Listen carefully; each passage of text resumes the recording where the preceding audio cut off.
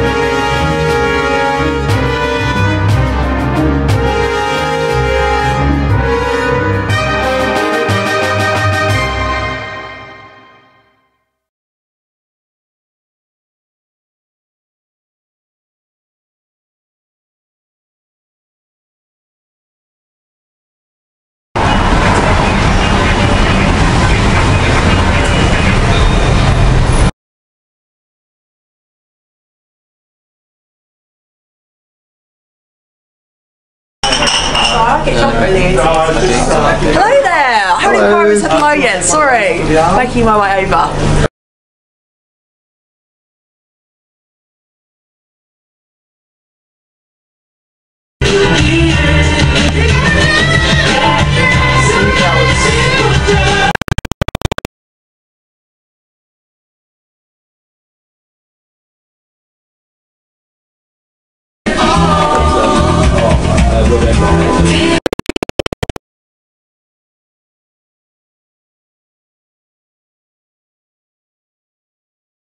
First up, could you tell us your name and your Twitter handle?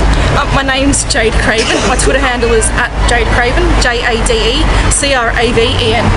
Okay, now how long have you been online and doing blogs? I've been blogging for about 2 years semi-professionally. I'll say about 6 months, trying to make a career out of it. What sort of blogs do you do now? I have 3 blogs at the moment under the jadecraven.com domain. I have blogging.jadecraven.com and I have travel and gardening. But the blogging's one I've been really working on at the moment, trying to do a lot of interviews and reviews and stuff like that.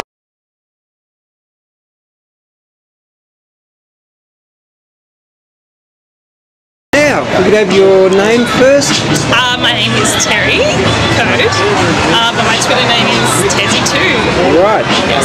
Now, normally we ask people what they do on Twitter, but we notice you do video work and aspiring actress as well. Can you tell us a bit about that? Yeah, I like working both in front of and behind the camera, I suppose.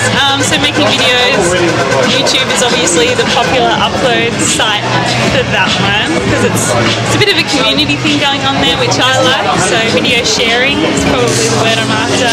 So you're a film and TV student? I was. I finished last year at the University of Melbourne, and so now I'm sort of in a bit of a transition stage between now and permanent work in that industry, which Twitter is kind of helping, I suppose. I made one connection here with Neil Creek, professional photographer, who's got me a press pass for a convention in Melbourne to do some interview work there. That's good. It's fantastic, yeah.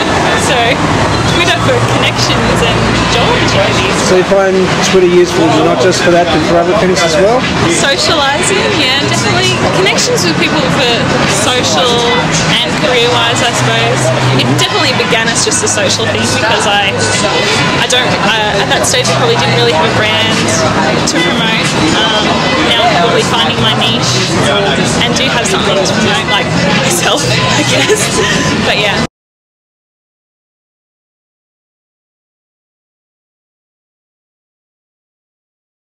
Okay, Neil Creek.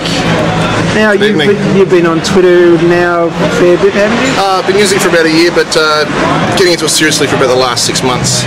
So it's like most people, I discovered it, didn't know what it was for, and slowly figured it out. I saw a lot of your Twitter work actually back during the bushfires.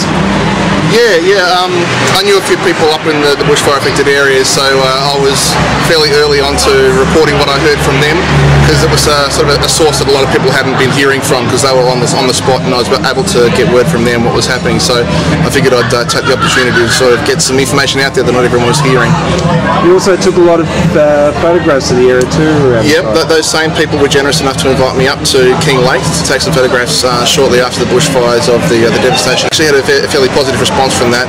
They were featured in an ABC radio story they were linked to, and incidentally the Australian National Library actually contacted me shortly after they went up online, and I believe it was as a result of the photos of the bushfire areas, and they said that they wanted to actually catalogue my blog as a significant national resource, they said. So it's now in the National Library. So do you use Twitter much in your photography work? Quite a bit, yeah. I use it to promote my own work, to get the link out to people when I've got a new photo shoot online, or to just talk about photography. I've got a lot of people who follow me who are interested in photography. That's come about because of what I talk about, which is mostly photography, and also because I'm a guest writer or a staff writer on the Digital Photography School, and I promote my Twitter and the idea of using Twitter for photography education on the blog. So I've got quite a few people there who I interact with on that subject.